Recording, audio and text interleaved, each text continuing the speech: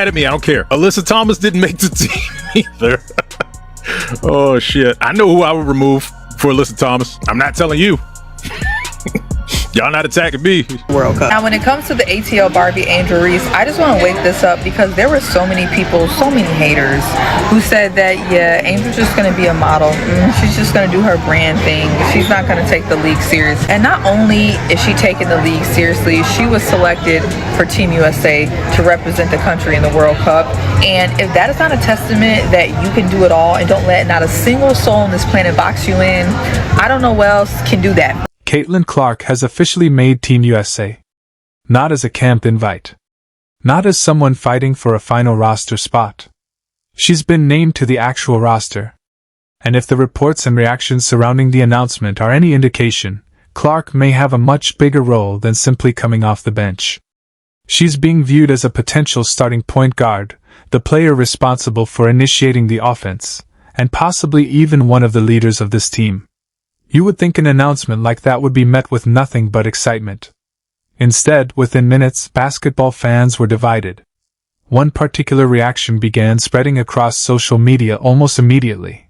And before we go any further, it's worth taking a closer look at exactly what people were saying. Personally, wouldn't have selected Caitlin Clark, and it's because of her idol-worshipping fans. If Caitlin doesn't get the minutes or scoring opportunities they feel she deserves, they'll harass the coach and her teammates in person and on social media. They'll create false narratives, and they'll create a cesspool. She's attached to a level of toxicity that is very dangerous for her teammates. And this wasn't just some anonymous troll account with a handful of followers trying to stir up controversy. This was a sentiment being openly expressed by people who claim to follow women's basketball closely and have strong opinions about how the national team should be constructed. What made the reaction even more surprising was how quickly other people appeared to agree with it. Within a short period of time, the post had become one of the most widely discussed reactions to Clark's selection. And suddenly, the conversation wasn't about celebrating Team USA's roster.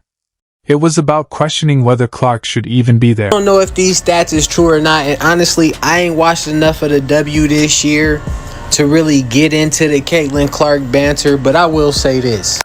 There are a lot of great hoopers in the league, and Caitlin Clark is indeed a great hooper. I seen somebody in the comments say, y'all just hate her because she white. That's false. I personally dislike Caitlin because she reminds me of all the white women that I don't like. The women that be like, they'll run up to somebody and damn near smack you to try to get their way, and then point your direction and point the cops right to you and be like, he pushed me. No, ma'am, I was standing here first. That's the part that's genuinely difficult to understand. This isn't a controversial selection where the statistics clearly suggest that another player deserved the opportunity. Clark has already established herself as one of the league's premier playmakers. She has led the WNBA in assists, consistently creates opportunities for her teammates, and has demonstrated an ability to completely change the flow of a game. On top of that, her impact extends far beyond the box score. She is arguably the biggest attraction women's basketball has ever seen. Yet somehow, her Team USA selection triggered a reaction that sounded less like excitement over adding another elite player and more like disappointment that she had been selected at all. With the World Cup roster being announced this morning, what does it mean to you to be on that roster for the first time? Yeah, obviously really exciting. Anytime you wear USA across your chest, it's a tremendous honor, and to be surrounded by so many great players, some of which have already won Olympic gold medals, some have been on the World Cup team before, and obviously I get to share it with AB too, so it's pretty cool and pretty fun, and I'm excited about it. Obviously, I got a ways to go to get there. August is a really, really busy month. It's a big month for us. It's a challenging month. We play a lot of really good teams, so take it one day at a time, but just a big honor, and I'm really excited. So here's the uncomfortable question. Are some WNBA fans, and perhaps even certain parts of the media, genuinely unhappy that Caitlin Clark made Team USA? Because when you strip away all the arguments about fan behavior, social media toxicity, and everything else surrounding her, that question becomes difficult to ignore. Clark is going to be one of the guards running the offense, and that appears to be what some people are struggling to accept.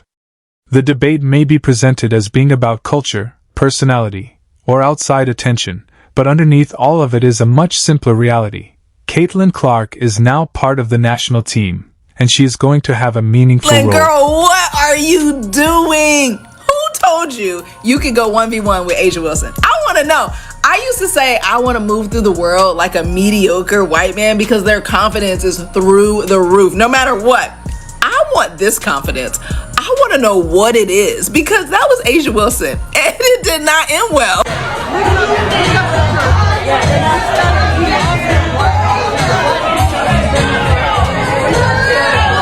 And then she said, "Ooh, we in Gainbridge. They gonna call this flop," but they didn't. Girl, ain't nobody. Now think about what Team USA looks like without Clark. Start with Aya Wilson, an incredible player and arguably the most complete superstar in women's basketball.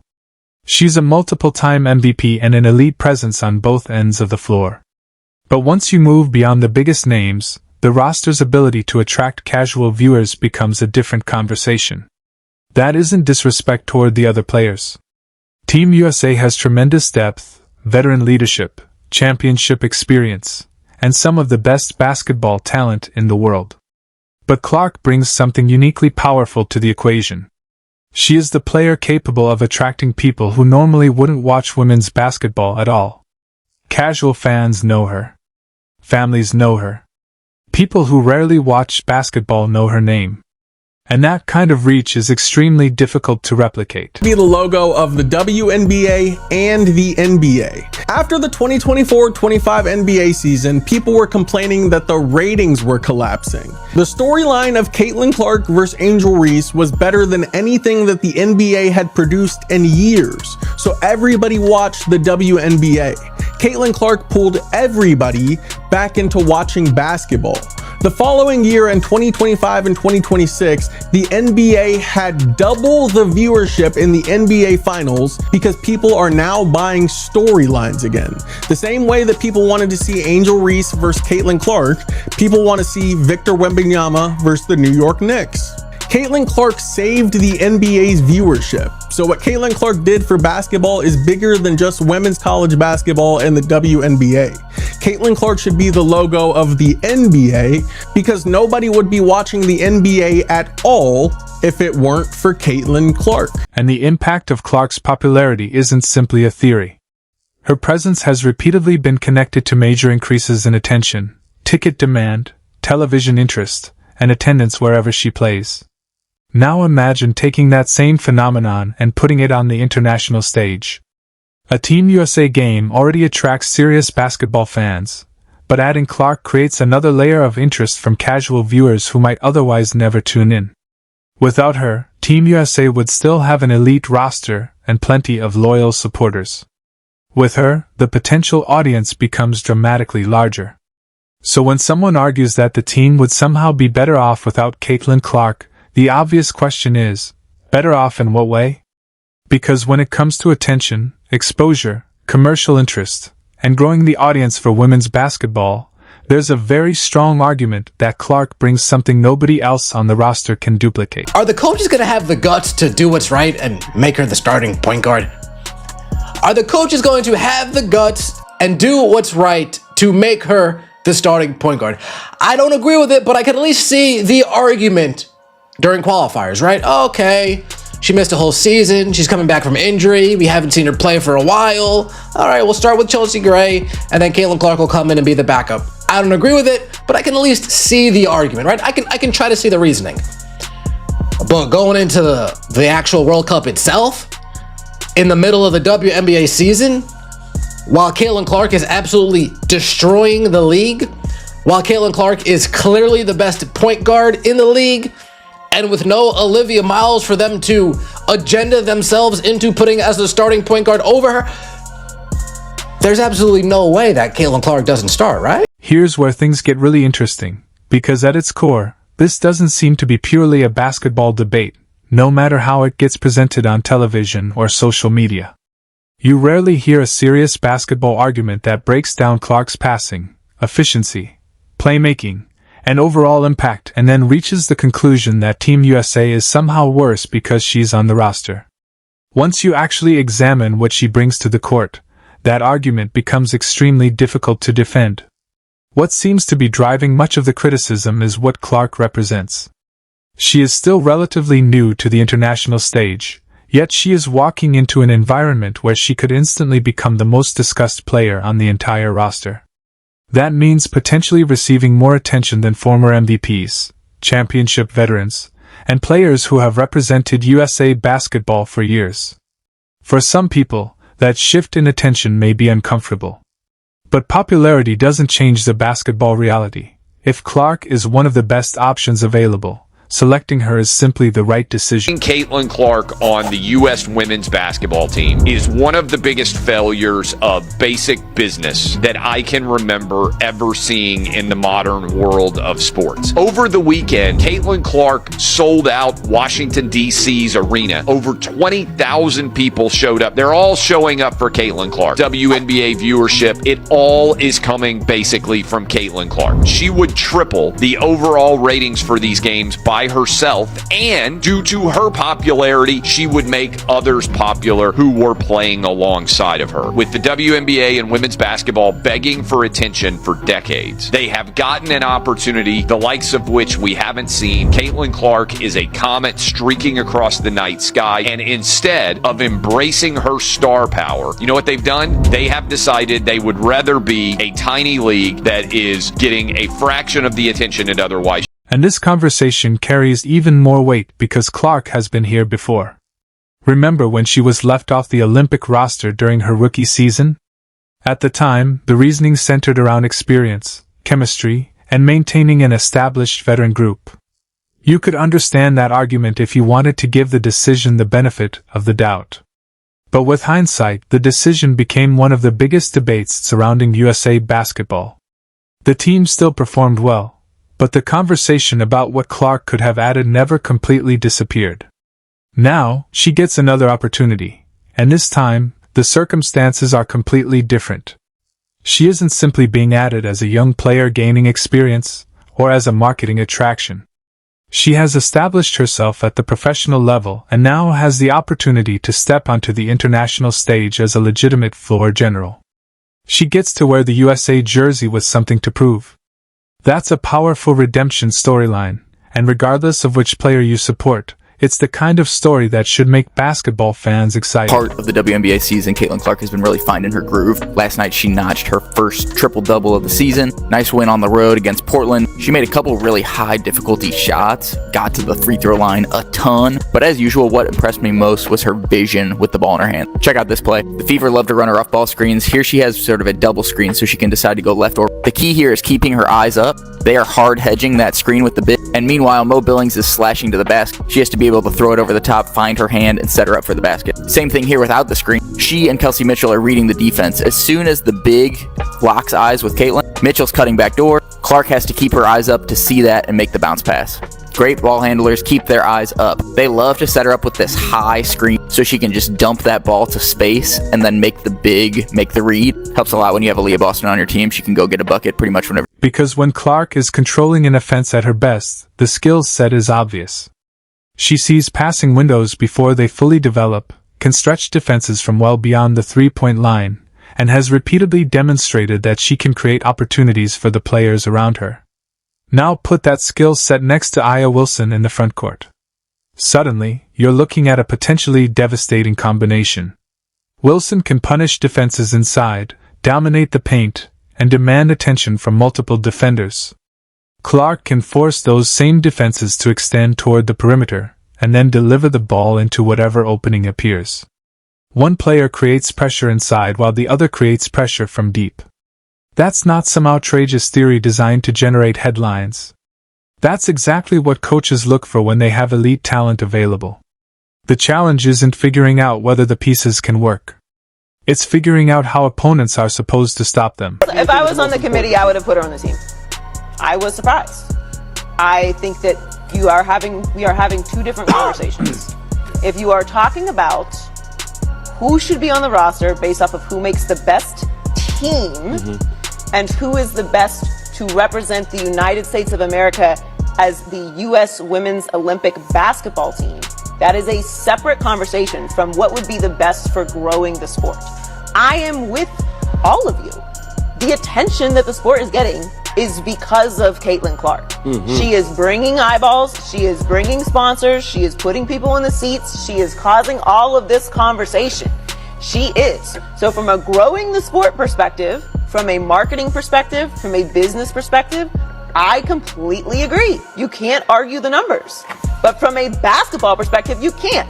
And what is conflicting for me, as a female athlete myself, when do we talk about the sport and not just the novelty and the drama and the eyeballs and the ratings and the division and the politics and the race? And all of those things are great for these shows, and all these things are great for social media, and all these things are great for the national debate around Caitlin Clark, which is fueling a lot of what's happening here. So I'm with it. Like, I've been doing this a long time. This is an entertainment business. I am aware of that. And that's why we get into it about who's going to be the face all the time. I'm like, yeah, this is a great player, but do they have polarity? Do they have spice? Do they have tension? Do they bring something to the table that makes you feel? There's also an important distinction that gets buried beneath all the noise online. The reaction from players and basketball professionals isn't necessarily matching the reaction from certain parts of the fan base. Numerous players and coaches have recognized that Clark earned her opportunity based on what she has produced on the court. Her statistics don't need a public relations campaign to defend them. Her playmaking, scoring, and ability to influence games are already there for everyone to see. So the real divide may not be player versus player at all. It may be fans versus basketball reality. A particular segment of the online audience has become so emotionally invested in either supporting or opposing Clark that her success itself has become the argument. Meanwhile, coaches and players have a much simpler responsibility: evaluate talent and determine who gives the team the best chance to succeed. That's why the online outrage shouldn't automatically be confused with widespread opposition inside the basketball world. A lot of this anger appears to be coming from social media timelines, comment sections, and fan communities, not necessarily from the locker room. So much controversy. Caitlin should be on this team. Caitlin Clark shouldn't be on this team. You've been a part of it, and then people talk about it's the team, and you mentioned you don't have time to play together. Did Team USA miss the boat in not putting Caitlin Clark on this team? You know, it's really tough. I think every Olympic cycle, there's a story of a snub, and it is because the talent is so great. Yeah. I could sit here and make an argument for her being on the team, but that would require me to take somebody off.